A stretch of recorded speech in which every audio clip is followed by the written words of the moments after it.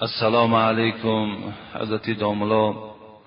من کسیته های شما را در یک ماشین گوش کردم.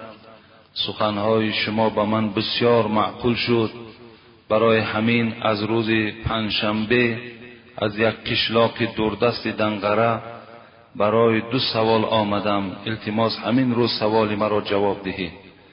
مرا برای انگشتی شهادت را برداشتن مسخره میکنند، وهابی میگویند و میگویند که از 18 فاسد کننده نماز 1 تایش انا همین است.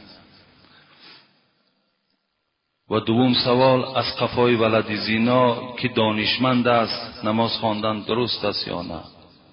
از قفای ولد زینا البته نماز خواندن جایز می شود در حالتی که اگر در برابر این ولد زینا، یعنی کسی که از زینا تولد شده است، اگر یگان عالم دیگر وجود داشته باشد وای پیش درآید، این حالت در نماز جمعیت همه کراهیت پیدا میکند. یعنی در حالت یک عالمی که ولد زینا نباشد باید که وای پیش درآید، لیکن وقتی در بین همین جمعیت بغیر همین ولد زینا دیگر هیچ دانشمندی نیست، وای پیش می درآید، در نماز شما هیچ خلل و زلل پیدا نمی شود. زیرا که این فرزندی که تولد شده است این هیچ گناه ندارد. همه گناه همون پدر یا گویم همون مرد یا همون زنی که در این آفت، در این معصیت چنگ زدن، انا اونها در نزد خدا مسئول و گناهگار هستند. این ولد زینا هیچ گناه ندارد، فقط از حساب همون مادری فاسقه و فاسدهش گویم در این یک خیلی بیچاره یک مصیبت وزنین، یک داغ در حیات او پیدا شده است. لیکن برای برداشتن انگشت که در حالت التحیات ما و شما میخوانیم، وقتی اشهد ان لا اله الا الله گفتن دمی برداریم، اشهد ان لا اله دمی برداریم، الا الله دمی پرتاییم.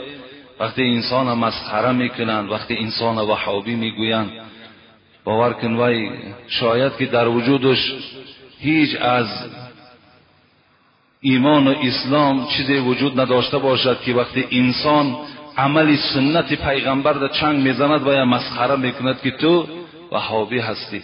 اگر وای وهابی باشد باز یک سخن دیگر گفتنی بدم. از این خاطر برداشتن انگشت این سنت است.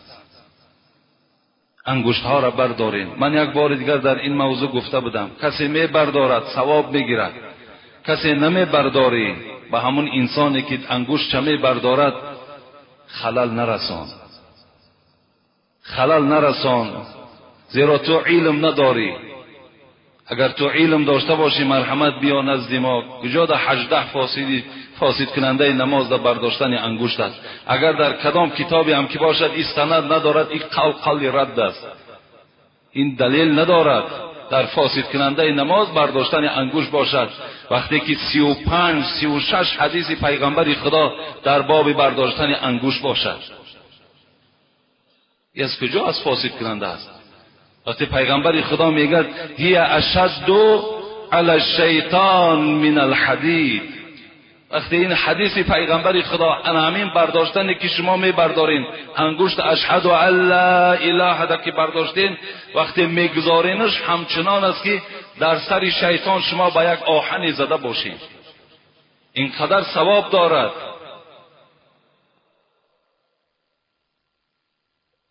مسخره کننده در نزد الله البته گناهگار می شود. من به همه شما مراجعت میکنم، بردارین ان شاء الله ثواب میگیرین.